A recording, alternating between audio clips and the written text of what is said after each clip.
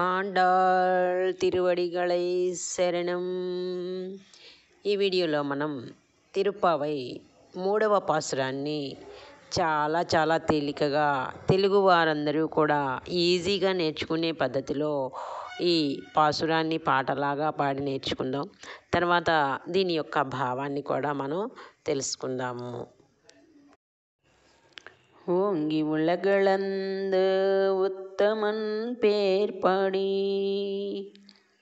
ஓங்கி உலகளந்த உத்தமன் பேர் பாடி, நாங்கள் நம்பாவை குச்சாத்தி நீராடினாள், நாங்கள் நம்பாவை குச்சாத்தி நீராடினாள், தீங்கின்றி நாடெல்லாம் திங்கள் மும்மாரி பெய்யுது, தீங்கின்றி நாடெல்லாம் திங்கள் மும்மாரி பெய்யுது, ஓங்கு பெரும் சென்னல் ஊடு கையல் உகள், ஓங்கு பெரும் சென்னல் ஊடு கையல் உகள, பூங்குவளை போதில் பொறி வண்டு கண்படுப்பா, பூங்குவளை போதில் பொறி வண்டு கண்படுப்பா,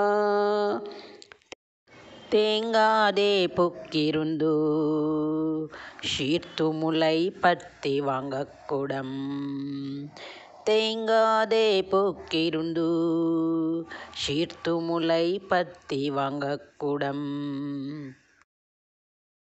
நிறைக்கும் வள்ளல் பெரும் பசுக்கள், நிறைக்கும் வள்ளல் பெரும் பசுக்கள், நீங்காத செல்வம் நிறைந்து ஏலோர் எம்பாவாய், நீங்காத செல்வம் நிறைந்து ஏலோர் எம்பாவாய், ஓங்கி உலகளந்த உத்தமன் பேர் பாடி, ఓంగి ఉలగలంద ఉత్తమన్ పేర్ పాడి.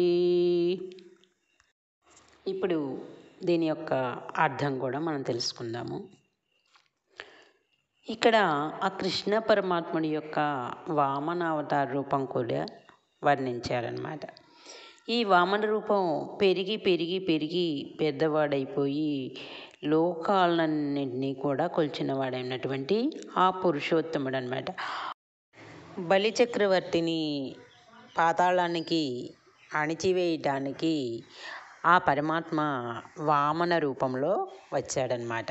3 అడుగుల భూమిని దానమడిగి బలిచక్రవర్తిని 1 అడుగుని భూమి, ఇంకొక అడుగు ఆకాశాన్ని కొల్చి 3వ అడుగు ఎక్కడ పెట్టమంటావు, నాకు ఇచ్చిన దానంలో 3వ అడుగు మిగిలిపోయింది అని ఆ పరమాత్మ అడగగా బలిచక్రవర్తి 3వ అడుగు తన శిరస్సు మీద ఉంచమని చెప్పి అప్పుడు ఆ వామన రూపంలో ఉన్నటువంటి పరమాత్మ 3వ అడుగుని తన యొక్క బలిచక్రవర్తి యొక్క తల మీద శిరస్సు మీద ఉంచి అతన్ని పాతాళానికి అణిచివేయడం జరిగిందనమాట. ఆ పురుషోత్తముని యొక్క ఆ నారాయణుని యొక్క ఆ పరమాత్మ యొక్క నామాలను పాడుకుందాం. మనం ఈ వ్రతాన్ని చేకొందాం, స్నానం చేసి వద్దాం. ఇలా స్నానం చేయటం వలన ఈ వ్రతము పోని మనం స్నానం చేయటం వలన ఈ ఈతి బాధలన్నీ కూడా పోతాయి. దేశమంతా కూడా నెలకి 3 వానలు వర్షిస్తూ ఉంటాయి. దానివల్ల చక్కగా పంట చేలన్నీ కూడా పచ్చగా అల్లల్లాడుతూ ఎర్రని వరిచేల మధ్య చేపలు ఎగురుతూ ఉన్నట్టుగా ఇట్లా అందమైనటువంటి కలువ పూలతో మెరుగుచున్నటువంటి తుమ్మెదలు, ఆ తుమ్మెదలు కలువ పూల్లో నిద్రిస్తూ ఉంటాయంట. కాబట్టి మనం ఇలాంటి వ్రతాన్ని చేసి ఈ ఈతి బాధలన్నింటినీ కూడా మనం పోగొట్టుకున్నాం. దీనిలో ఎటువంటి సందేహం కూడా లేదనమాట. చక్కగా ఆ పశువుల కొట్టంలో ప్రవేశించి బలిష్టమైనటువంటి ఆ ఆవుల యొక్క చను పాలని మనం లాగకుండానే వాటంతట అవే కుండలు నిండిపోతూ వస్తూ ఇలా గోవుల యొక్క సంపద చాలా అభివృద్ధి చెందుతుంది అని చెప్పేసి మనకి ఈ పాశురంలో చెప్తూ ఉన్నారన్నమాట. దీంట్లో నారాయణుడి యొక్క వామన రూపము, అట్లాగే ఈ వ్రతము చేయటం వలన వచ్చేటటువంటి ఫలితం ఏంటి అంటే చక్కగా ధనధాన్యాలతో పశు సంపదలతో మనము అభివృద్ధి చెందుతాము.